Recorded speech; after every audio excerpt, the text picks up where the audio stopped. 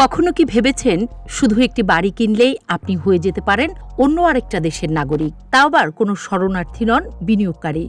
অর্থাৎ ভিসার জন্য আবেদন, সাক্ষাৎকার, অপেক্ষা, কোনো ঝামেলাই নেই। বিবিসি বলছে শুধু $2 লাখ বিনিয়োগ করলেই মিলবে নাগরিকত্ব, আর সেই পাসপোর্ট যা দিয়ে বিশ্বের 150টির বেশি দেশে আপনি যেতে পারবেন, তাও আবার ভিসা ছাড়াই।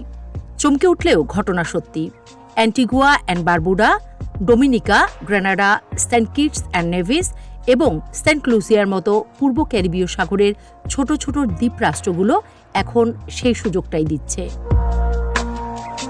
আর এই কর্মসূচির নাম রাখা হয়েছে সিটিজেনশিপ বাই ইনভেস্টমেন্ট, সংক্ষেপে সিবিআই। কেউ যদি এই দেশগুলোয় বাড়ি কেনেন অথবা নির্ধারিত তহবিলে অনুদান দেন, তাহলেই তাকে দেওয়া হচ্ছে পূর্ণ নাগরিকত্ব। এর সঙ্গে পাসপোর্ট দিয়ে যুক্তরাজ্য, ইউরোপের সেনজেন অঞ্চল সহ 150টির বেশি দেশে মিলছে ভিসামুক্ত প্রবেশাধিকার।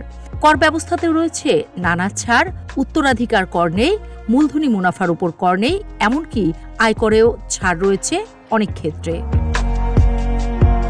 যদিও কেউ কেউ একে নাগরিকত্ব বিক্রি বলতে ছাড়ছেন না। 2012 সালে যখন অ্যান্টিগুয়ার তৎকালীন সরকার এই কর্মসূচি চালু করেছিল, তখন সমালোচনার ঝড় উঠেছিল। ইউরোপীয় ইউনিয়ন যদিও হুঁশিয়ারি দিয়েছে তাদের আশঙ্কা এই কর্মসূচি চললে ভিসামুক্ত প্রবেশাধিকার বাতিল করে দেওয়া হতে পারে।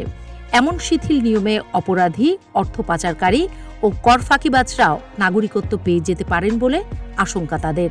যুক্তরাষ্ট্র একই ধরনের উদ্বেগ প্রকাশ করলেও এই বিনিয়োগে সবচেয়ে বেশি আগ্রহ কিন্তু মার্কিন নাগরিকদেরই।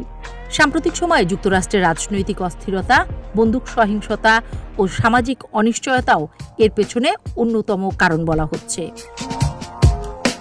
এই বিকল্প পাসপোর্টের চাহিদা বেশি বেড়েছে কোভিডের পর, যখন ভ্রমণ বিধিনিষেধ ধনীদের জন্য দুঃস্বপ্ন হয়ে দাঁড়িয়েছিল।